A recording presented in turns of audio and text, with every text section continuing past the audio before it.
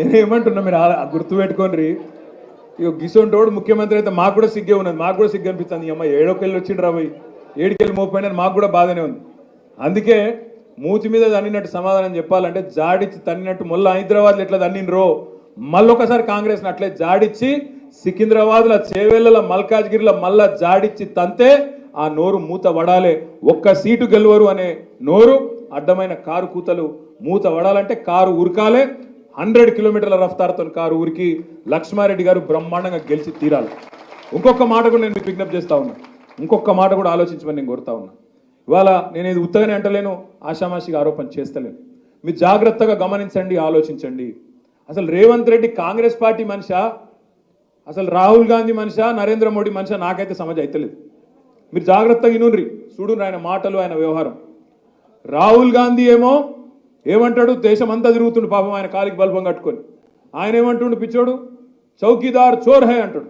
నరేంద్ర మోడీని చౌకీదార్ చోర్ హై అంటాడు.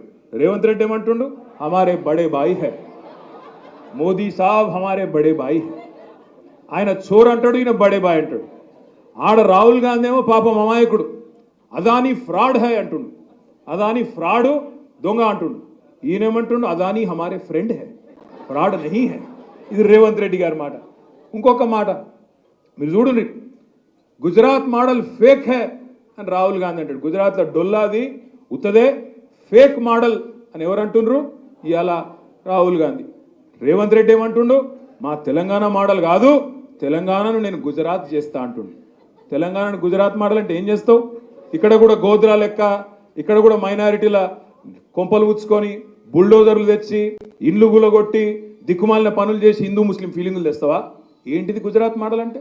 రాహుల్ గాంధీ ఏమో అరవింద్ కేజ్రీవాల్ని అరెస్ట్ చేసుడు తప్పు, లిక్కర్ స్కామ్ లేదు మన్ను లేదని ఆయన అంటుండు, నా ఇన్సాఫియా అంటుండు. రేవంత్ రెడ్డి ఏమో కవితమ్మని అరెస్ట్ చేసుడు కరెక్టే, స్కామ్ అని ఇక్కడ వీడు మాట్లాడతాడు. నేను అందుకే అంటున్నా, ఎవల మనిషివి నువ్వు? రాహుల్ గాంధీ మనిషివా, కాంగ్రెస్ మనిషివా, బీజేపీ మనిషివా, నరేంద్ర మోడీ మనిషివా చెప్పు. నువ్వే ఆలోచించు, మీరు జాగ్రత్తగా ఆలోచించుండ్రి. ఆయననేమో చౌకీదార్ చోర్ అంటే ఈయననేమో నై బడే బాయ్. ఆయన ఫ్రాడ్ అంటాడు అదాని, ఈయననేమో ఫ్రెండ్ అంటాడు.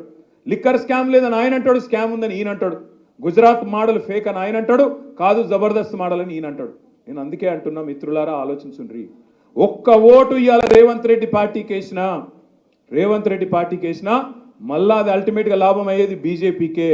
ఇది నేను చెప్తున్నా, మీరు రాసి పెట్టుకోండి, గుర్తు పెట్టుకొని, యాద పెట్టుకొని. నేను చెప్తే ఇవాళ మీకు కొద్దిగా ఎక్కువ చెప్తున్నామో అనిపిస్తుంది, కానీ రేవంత్ రెడ్డి రేపు ఆయన స్కెచ్ అంతా ఒకటే. ఒక 30-40 మంది కాంగ్రెస్ ఎమ్మెల్యేలను వేసుకోవాలి, ఎత్తుకోవాలి. దబ్బన వస్తే మన టీఆర్ఎస్లో కూడా 5-10 మందిని గుంజుకోవాలి. మొత్తానికి అందరు కలిసి బీజేపీలకు డైవ్ కొట్టాలి, మోడీ దగ్గర పోయి కాళ్ళ దగ్గర కూర్చోవాలన్నదే రేవంత్ రెడ్డి యొక్క ఎత్తుగడ. ఇది పార్లమెంట్ తర్వాత జరుగుతుంది.